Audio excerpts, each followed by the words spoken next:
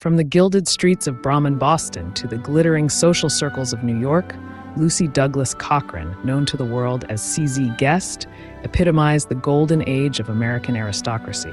Born into privilege but not confined by it, CZ's life was a spectacular journey through high society, scandal, and the arts. Her story is not just about the opulence of debutante balls or brushing shoulders with Hollywood's elite. It's a compelling saga of a woman who carved her path, navigating through the tumultuous waters of social expectation and personal desire. Nicknamed after a sibling's mispronunciation, CZ became a defining figure of American elegance and an unwitting architect of her own legend. Join us this week as we look at the fabulous world of CZ Guest, the American aristocrat. Lucy Douglas Cochran was born in Boston on February 19, 1920. Her nickname came about because her sister could not pronounce the word sister and started calling her Sissy, which evolved into CZ. In elementary school, she was so distracted and loud that a later generation of physicians might have diagnosed her with ADHD. When she was 10, her teacher noted on her report card that she needed to be very busy, or she would gain superficial social superiority. To CZ, there was nothing superficial about social superiority. It was more crucial to life than Latin or algebra. She spoke in a Brahmin accent, which to people who had never been to Britain sounded like an upper-class London accent. Brahmin Boston was an enclave of privilege, where CZ learned nothing about the ravages of the Great Depression. Her family had money, and things were cheap. When CZ was a teenager, her mother sent her to Formata, a school in South Carolina for young women. But even the light curriculum was too much for CZ, who preferred writing to studying. She never learned such mundane business as cooking a meal or changing a sheet. There were servants to do that. Her father, Alexander Lind Cochrane, had Scottish roots that went back to Robert the Bruce, was an investment banker and a full-fledged member of the Boston upper crust. 2 years after he died in 1928, his widow married Dudley L. Pickman Jr. Her mother, however, Vivian Wessel, was a New Yorker and had come from a theatrical family and had sung in operettas, which made the Boston upper class look down upon her. There were few things worse than a professional anything to the old Bostonian. Blood defined everything. If it was lacking or tainted, sooner or later it would show up like a latent illness. And so it did, according to the Boston upper class, when CZ made her debut.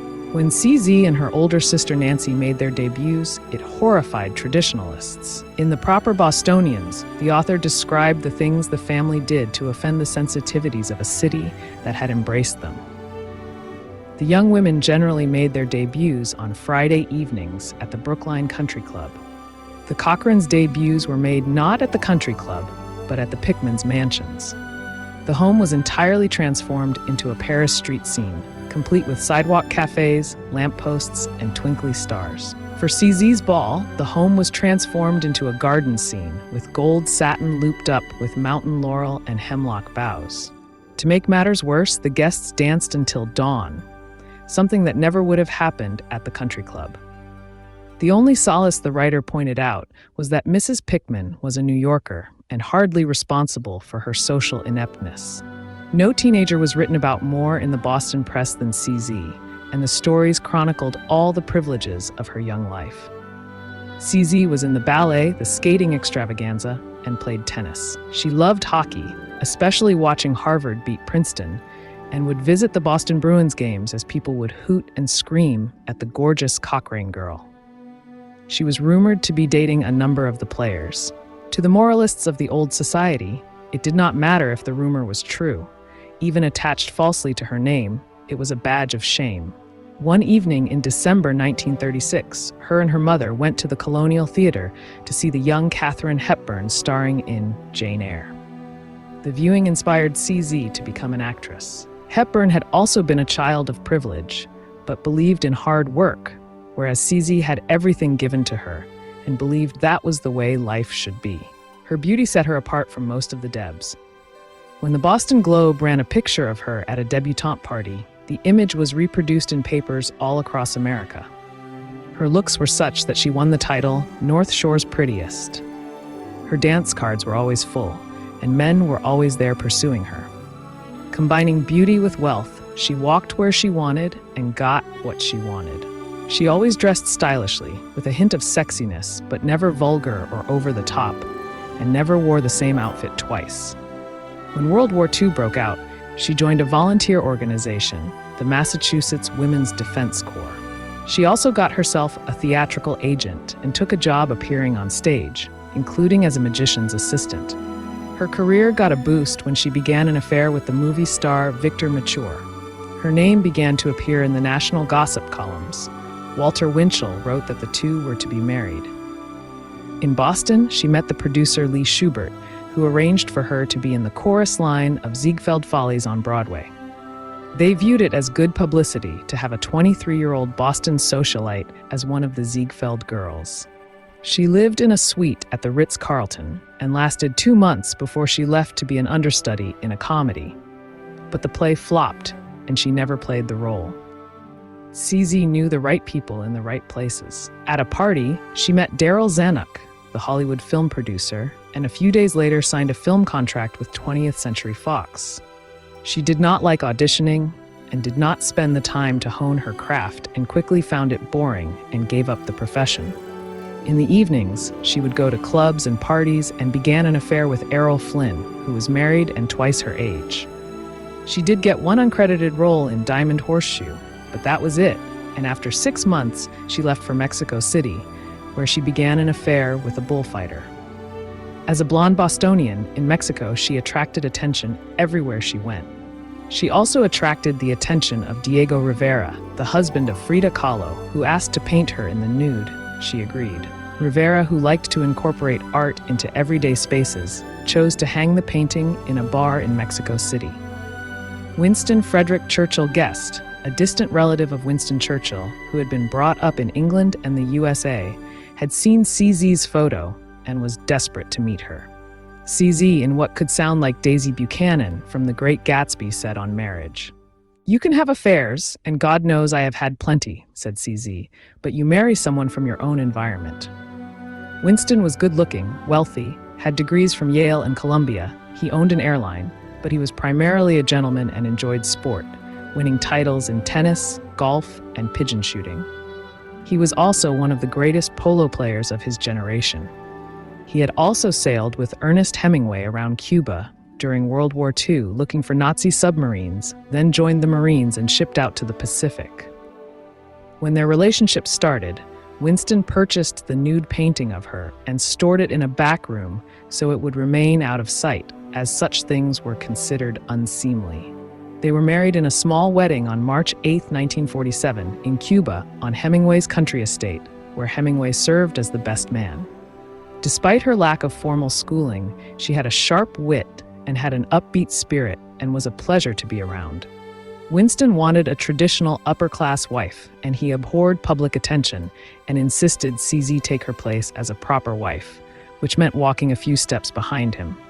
Their marriage was full of tension that leaked out into the public. They were married scarcely a year when gossip columnists started writing about a troubled marriage. But eventually, the two settled into married life. "I always thought when you married it was for life," CZ said. "You had to stick with it and be brave and cope with the problems." When she was asked how she stayed married to Winston, she said, "Manners have been very important in keeping us together." They treated each other with endless civility, but there was little intimacy. To them, this was the way of the upper class. By 1955, she was one of the social leaders of her generation, the woman you wanted at your party. CZ was a dog lover and had exotic breeds and mutts. She rescued about 15 dogs, which she would walk every morning along the shore near her home. It was said she loved dogs far more than people. She was always stylish, but did not dress to convention. Bill Blass, the clothing designer, would often tell a story. "I remember seeing CZ once in Paris in the 50s. She came into the bar of the Ritz wearing a knee-length tweed skirt and moccasins, and in a time when everyone else was tarted up in Dior's new look, she stopped traffic. She was named for the first of many times on the best-dressed list in 1952. She was asked to promote riding shirts, but her husband would hear nothing of it. To her husband and old money, turning what one wore into a commercial construct was appalling. Of their many homes, the one she loved the most was on Long Island. The 300-acre estate was one of the largest family properties in America. She claimed she was terminally shy, but gave some of the most exclusive dinner parties on her estate, though never more than 24 people at a time. Noel Coward, Truman Capote, Salvador Dalí, who had painted her, the Agnellis and the Paleys were just some of her guests. At her property, the well-known and the well-bred mingled seamlessly. In 1955, she rode into the grand ballroom of the Waldorf Astoria Hotel for the April in Paris ball, dressed as General Lafayette on a white horse. She always was in the papers. CZ and Winston both had numerous affairs, but in their world, it was almost standard. CZ rode horses and played tennis almost every day and loved directing the gardeners. Her two passions were horse riding and gardening. I love flowers and I want to know all about them, but I don't want to take a job away from the gardener, she said. As was the case with their parents before them, and those in that society, they shuffled their two children, Alexander and Cornelia, off to nannies, governesses, tutors, and maids. CZ was convinced that a good governess did a better job bringing up children than a mother. That doesn't mean I never saw them. Of course, I saw them. I went fox hunting with them, she told a reporter. In 1962, she was to be on the cover of Time magazine in a story about American society. She was wild to do it. Winston did everything to try and stop the story, but it still went out. CZ was a true aristocrat and believed that the upper class were simply better. Perhaps more is expected of us who are more educated and come from more affluent families, she said. Because we have learned courage and learned what's right and what's wrong. If Nixon had had the proper breeding, Watergate would never have happened. Look at the jobs I've given people. If you have money and servants, then you are helping people. If rich people didn't spend money, the country would be in much worse shape than it is today. The 60s to her were sheer anarchy. She didn't like the style or the attitude of the younger generation and despised the hippie look. All those dirty, filthy people. None of those people wore underwear, no wrappers, no nightgowns. She did not say how she knew this, but said it she did. CZ had been brought up to live a certain way, and the changing world upset her greatly. Winston's investments in aviation failed, and he had bills totaling $500,000 and took out a series of loans and sold paintings to cover the losses. CZ had not married Winston for his money. It was just there. It was part of the unspoken deal. Though now, she and her husband were struggling financially, and they sold several apartments. One day in 1967, federal agents showed up to tag paintings and antique furniture that had liens on them. CZ went around afterward tearing off the tags, but the items were auctioned off. Winston told people he was selling these things because he wanted to buy more silver, as appearance meant everything, and as was true in the Gilded Age, this loss was a humiliation. The auction grossed $800,000, enough to stave off the creditors, but he still needed to sell the 300-acre estate, and they bought a 15-acre estate, and they went on as before, never talking about all that had happened. In 1976, after a terrible fall during a horse riding accident, CZ was forced to give it up and began to focus her attention on gardening. Her books and columns were wildly successful. First Garden was illustrated by Cecil Beaton and prefaced by Truman Capote, whom she had supported through his decline.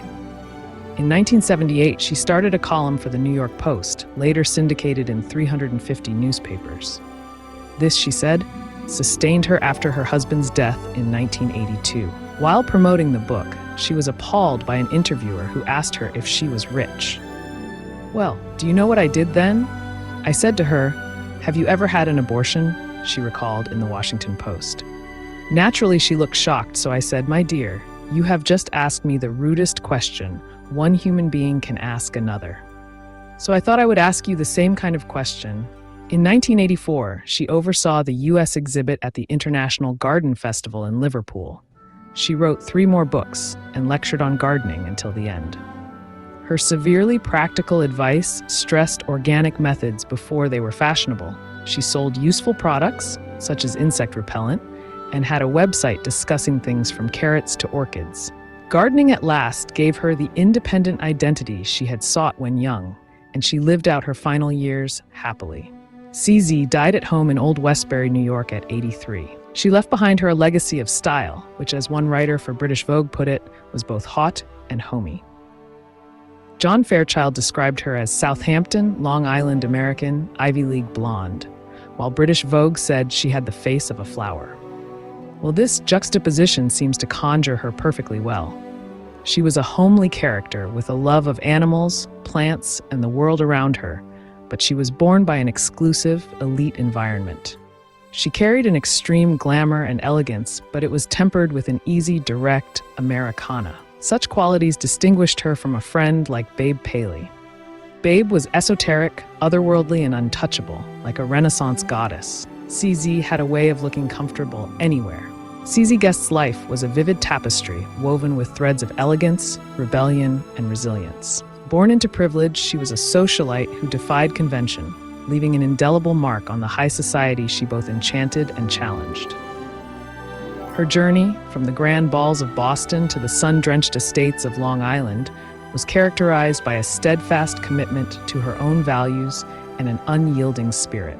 CZ's legacy is not merely found in her stylish ensembles or high-profile affairs, but in her authentic individuality and strength of character. She navigated the shifting tides of societal expectations with grace, proving that true sophistication is about more than appearance. It is about living life on one's own terms. As we look back on her remarkable life, we are reminded that the essence of elegance lies in the courage to be oneself, a lesson that CZ embodied every day.